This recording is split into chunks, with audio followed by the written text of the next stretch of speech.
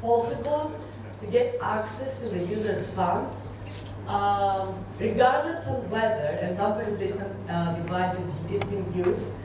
And you don't need to actually have physically access to the device, nor tamper the crypto. I'm going to showcase the attacks that we performed in Ledger wallets. So Ledger was one of the first companies to introduce hardware wallets for Bitcoin. They have been advertised since the very first day. Their products as the most secure wallets ever. They say they provide security for users' private data as well, not only for sensitive cryptographic data. And their wallets have been reviewed by many, let's say, Bitcoin-related magazines, blogs, and newspapers. Finally, they have a very large group of fans since the very first day, and huge companies also use Ledger wallets. For example, this is a statement from the head of the Heimer Trading and Investments in Chicago. So they actually use Ledger to secure the transactions.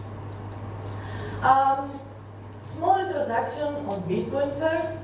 I'm not going to get into much details about Bitcoin, but only the basic things you need to understand in order to follow my talk. So Bitcoin is, when we use the term Bitcoin, we refer to a digital cryptocurrency, and both to the decentralized system that handles the transactions. So it's a very popular currency nowadays. And one of the reasons is that it provides a form of anonymity. So I call it pseudo-anonymity because although the user can remain anonymous, so we don't know who is the user of a specific account, the transactions are posted on a public ledger, so you can see all the transactions. That's why it's pseudo-anonymous. So Bitcoin is based on public key cryptography. An account is defined by a pair, or more than a pair, of secret public keys. To give you an example of how things work. So think of our normal online banking system. We have Alice and Bob. Alice would like to send some money to Bob. So what would Bob normally do is he would provide his IBAN to Alice, and Alice will transfer the money. So in Bitcoin, things are pretty similar, but Bob will provide his address. So that address is actually the hash of his public key. Bob sends the hash to Alice, Alice transfers the funds, the Bitcoins. In that case, the transaction is irreversible. So when you send the funds somewhere, it's impossible to get the funds back. For Bob then to spend the funds that he received on his public key, he needs to sign the payment transaction using the corresponding secret key. So in order to prove ownership of the funds, you need to prove that you actually own the corresponding secret key of the public key that received the funds. So as you can imagine, key management is a resilient aspect of Bitcoin. So we need a secure environment, best case scenario, tamper-resistant environment, for managing the keys of the account and for the execution of the crypto operations that are needed. And traditionally, I'm going to use the term traditionally, cryptographic hardware has been used for that reasons. And what comes naturally, we have hardware wallets. Wallets that incorporate tamper-resistant, I'm using this term, I'll explain later why, to secure the account and the transactions. Small introduction on hardware wallets that are currently available in the market. So all wallets are hierarchical deterministic. Let's go back to my previous slide. So I said that Bitcoin provides a form of anonymity because the transactions are publicly available on the ledger. And also said that an account may have one or more public key, secret public key pairs. Now, if an account has a single key pair, then he will always receive funds to the same public key. That means that all the actions of the account are traceable.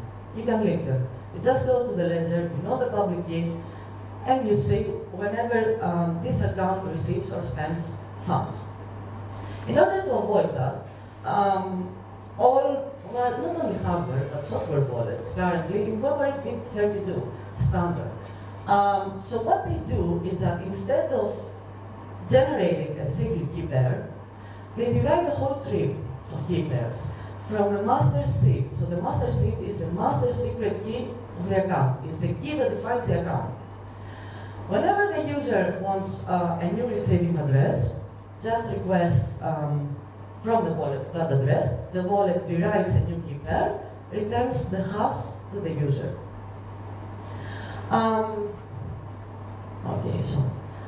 This is the setting of a Bitcoin wallet that uses hardware. So we have a dongle. I call it dongle because it's always a USB device. We have the dedicated API. We have the user and the Bitcoin network. So what happens here? The dongle is responsible for the key generation. Secret keys must never ever leave the dongle. And it's also responsible for signing the transactions. It's supposed to offer a secure environment for transaction processing and the signatures. We have the API, which is a software on a laptop or a computer or your mobile device, which is responsible for passing the user's request to the dongle and for communicating with the network in order to check the available funds of the account and post the transaction. And finally, we have the user who communicates with the dongle either through the API or directly if the dongle is HID. This is an overview of the available hardware wallets according to bitcoin.org. Obviously, there are other wallets as well, but they are not considered legit. So I have categorized these wallets depending on their tamper resistance. From the one hand, we have this tree. So we have digital bitbox, which stores the secret keys on an SD card. We don't. I can't consider that as being tamper resistant. I mean, the SD card you can even get the SD card out of the dongle. Then we have Trezor and KeepKey. So KeepKey is actually a clone of Trezor. So it uses the exact same hardware technology, and it also has the exact same API. They are just different companies. So both wallets have been physically attacked 2 years ago and recently, and also recently. So researchers were able to extract secret keys and the pins from these wallets. So let's forget these wallets. You can actually extract information from these.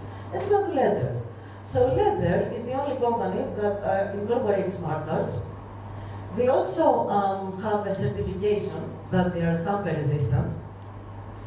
And they offer these 3 wallets. So we have HW1, which is the first version of their wallets. It's the simplest one.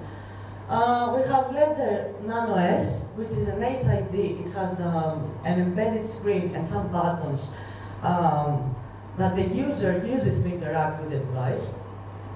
And then we have Nano, which is just a plain dongle. So all these 3 have an embedded smart card on them. And for my experiments, I used the Nano S and the Nano because that one it's the simplest one. It was the easiest to break. Few words about Ledger wallets. So Ledger provides some sense of security here, right? So provides authenticity. The user authenticates to the dongle through his PIN. We also incorporate the second factor authentication mechanism to ensure the integrity of the transactions. Let me explain what I mean.